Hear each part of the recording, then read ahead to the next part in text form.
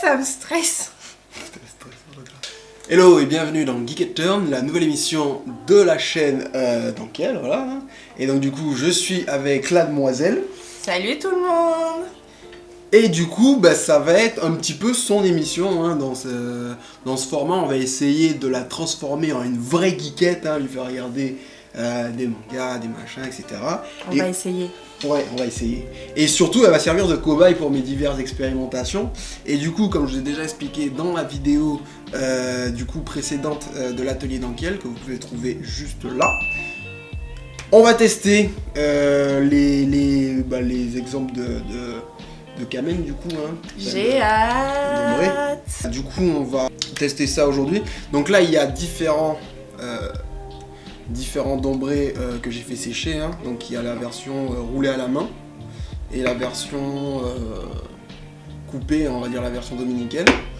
Ici on a deux versions de pâtes, donc du coup à dombré ou à ramen. Du coup j'ai pas encore trouvé de nom.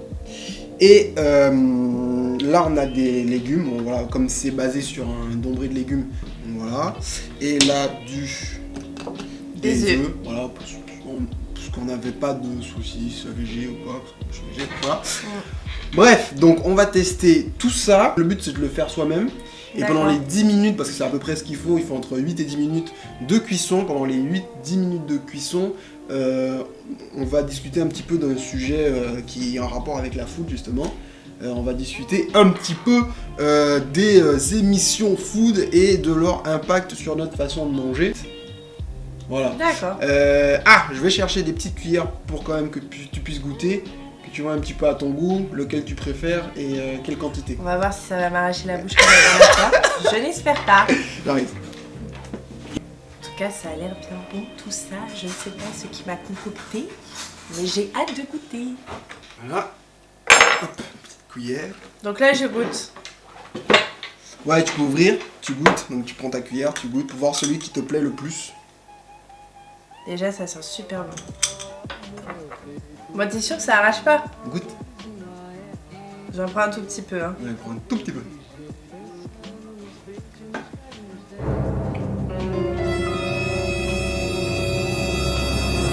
C'est très épicé parce que... C'est super bon. Et ça pique juste tout ce qu'il faut. Voilà, je vais mettre celui-ci. Tu vois, j'aime trop le piment léger. De toute façon, elle prendra un et moi je prendrai l'autre, donc on fera vraiment deux Kamen différents.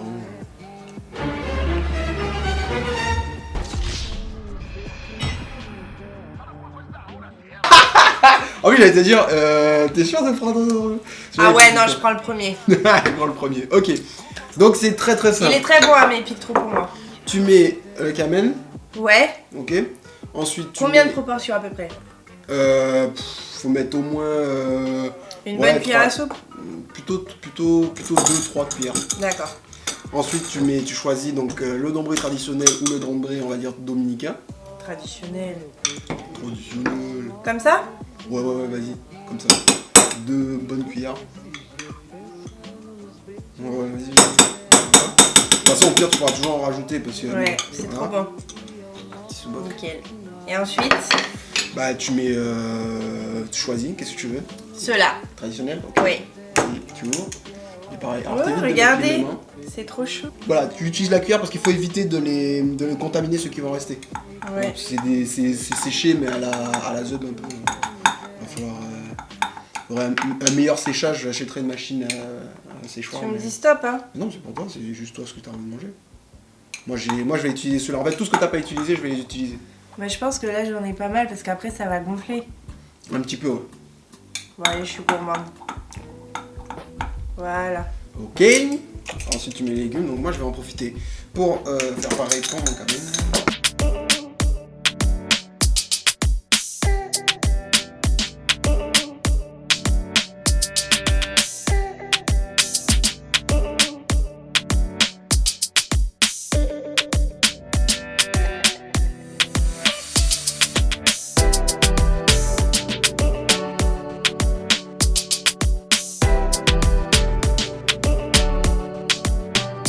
T'inquiète, quand ils vont tromper, Bon, alors, même si ce n'est pas forcément une réussite, le but, c'est comme dans Dr Stone. Donc, si vous n'avez encore pas vu l'épisode précédent, vous allez voir ici, c'était vraiment de tester le séchage, de tester aussi le fait de faire comme les ramen, c'est-à-dire un produit qu'on peut avoir en grande surface, etc., séché.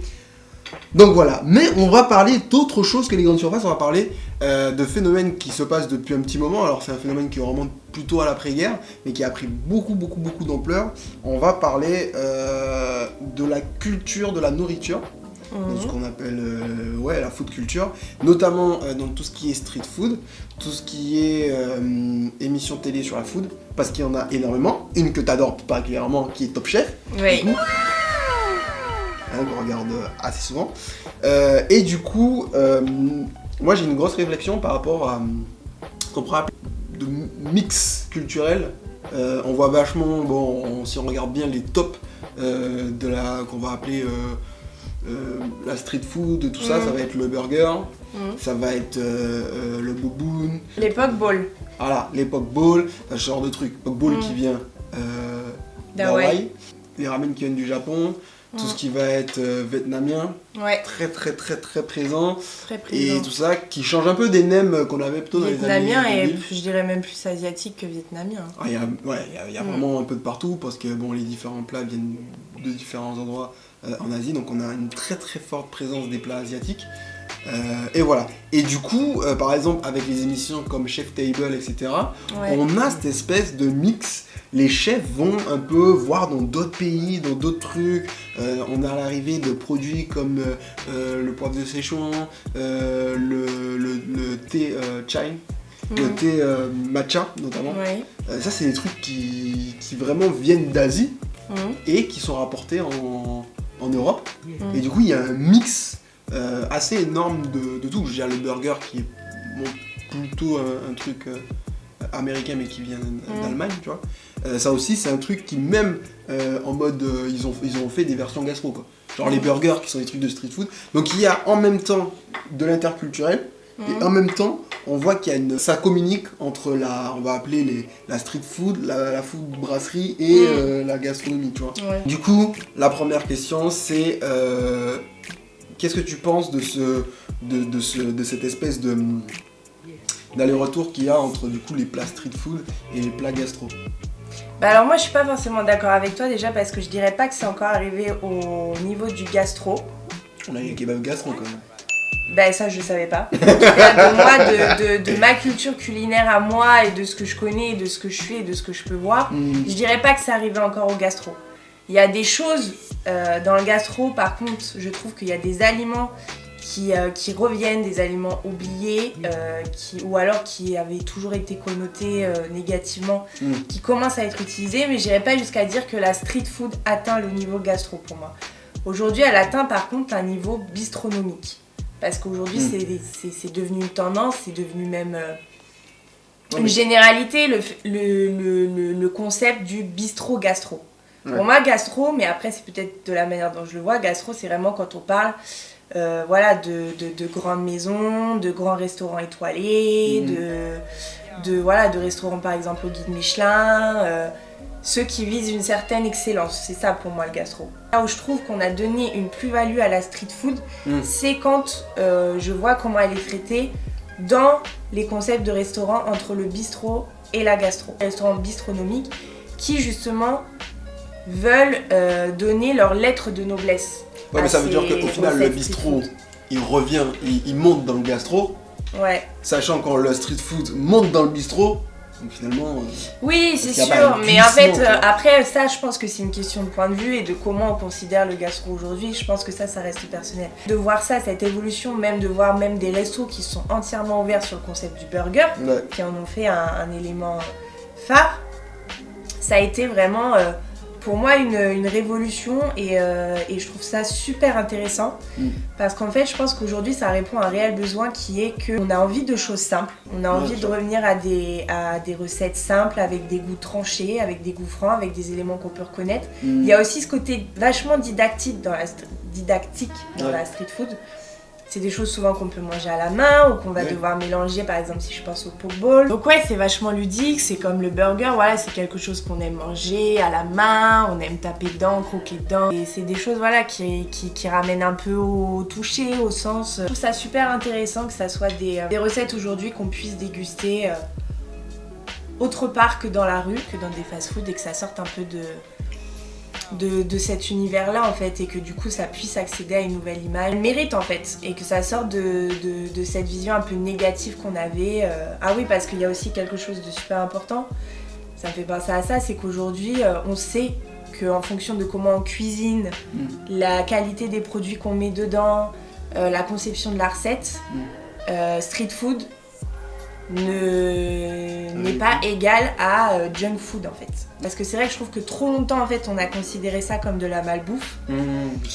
Parce que c'était servi par des chaînes qui représentent ça, c'était consommé de cette manière. Et en fait le fait que les chefs puissent s'approprier ça, que ça soit des chefs réputés ou des jeunes chefs, cette prise de position et ce parti pris, bah voilà, aujourd'hui on sait que, et ça a été prouvé que voilà, on peut manger un burger par exemple et que ça soit une recette totalement saine et pas forcément plus calorique qu'un autre plat ou qui peut nous faire plus de mal qu'un autre plat en fait. Pour moi la nourriture c'est quelque chose qui est vecteur de lien social. Peu importe avec qui tu es ou qui tu vas rencontrer, ou peu importe la barrière de la langue, de la culture, si tu réunis des gens autour de la nourriture, il y aura forcément quelque chose qui se passe. Parce que ça appelle au goût, ça appelle aux saveurs, ça appelle au ressenti, à l'émotion que te procure le fait de manger, et ça c'est universel. Donc déjà c'est quelque chose que je trouve très beau dans la nourriture, et je trouve que justement cette mixité culturelle et cette appropriation de recettes venues d'ailleurs sont le parfait exemple de ça en fait, de ce lien autour de la nourriture et de cette volonté de goûter, de découvrir des nouvelles saveurs, des nouvelles manières de manger, de consommer. Si tu prends les pâtes, on a toujours cru qu'elles venaient d'Italie, alors qu'en fait on sait que les pâtes à la base sont asiatiques. Je crois que c'est une recette Enfin, ça vient là-bas, après voilà. Ça émerge un peu partout. Bien sûr, mais le premier concept de pâtes venait de là-bas, alors que dans l'imaginaire commun, on a toujours... Moi après je m'excuse auprès de tous ceux qui le savaient déjà et... Non mais se la pèteront de toute façon toujours. Et qui vont peut-être m'incendier, mais pour moi j'ai toujours... moi j'ai toujours pensé que les pâtes venaient d'Italie, et voilà, parce que c'est ce qui représente l'Italie, c'est comme la pizza, et au final en parlant avec des personnes ou en me renseignant, j'ai appris qu'au final pas du tout. Donc ça après c'est vrai que ça fait appel à... Mais quelque part ça fait un peu appel aussi à la culture, voilà, la culture culinaire. Donc, oui mais c'est pour ça que la culture, en fait le truc c'est que... Ce que tu dis c'est intéressant parce qu'en fait t'as dit les pâtes, la pizza, ça a toujours été italien. Parce que en fait il y a un branding de culinaire. Ouais, bien sûr. Et puis parce que c'est eux qui ont aussi pris en main ces recettes-là. Oui, donc, parce que... qui aujourd'hui font que voilà, pour nous la pizza c'est italien, c'est Italie, c'est voilà, ça vient de là-bas quoi. Bien sûr. Et du coup, ce branding justement de culture culinaire, hein, parce que nous, voilà, on a eu la culture à la française qui va être sur ces espèces de quintessence de la technique, etc., qu'on a eu pendant longtemps. Les Italiens vont être sur la Dolce Vita, on va être sur ce genre de truc. Et en fait, on va brander les produits. Les Chinois, les Vietnamiens et tout ça, qui n'avaient pas trop ce truc, maintenant brandent leur culture. Et on a ce truc-là. Pour moi, et clairement, l'Asie, c'est la mecque de la street food. Pour moi c'est clair net, pour moi il n'y a pas vraiment de truc, même au niveau de comment ça fonctionne, c'est à dire que en Asie on va beaucoup plus manger dehors qu'en France ou d'autres endroits. Bon, déjà pour la simple raison qu'il fait chaud. Ça j'avoue j'ai pas assez de recul là-dessus pour avoir un avis, mais oui je te crois, je pense que oui. Je te balance sur vague de vrai, sinon. Non, ça ira. Non, mais ce que je veux dire, c'est que, en fait, déjà, voilà, par rapport au climat, il fait chaud, nanana. Oui, puis c'est vrai par rapport à leur manière de vivre aussi. Ils vivent beaucoup dans la rue, c'est comme en Inde, il y a beaucoup de choses qui se font dans la rue, et donc, du coup, ils ont ce truc street food. Et en plus, la street food, c'est très prolo. C'est beaucoup sur les gens qui travaillent. Tu vois ce que je veux dire? Oui, parce qu'on a besoin de manger rapidement, on a besoin on a envie aussi de manger bon. Et c'est vrai que souvent, ben oui, c'est quand tu travailles et costaud, oui, parce que voilà, quand tu travailles, t'as pas le temps forcément pour manger, t'as pas le temps de ta pause déj, ou alors si tu prends le temps, c'est que voilà, tu vas aller au resto, ou tu vas c'est le plat du salarié, du travailleur. De l'ouvrier, oui, c'est vrai.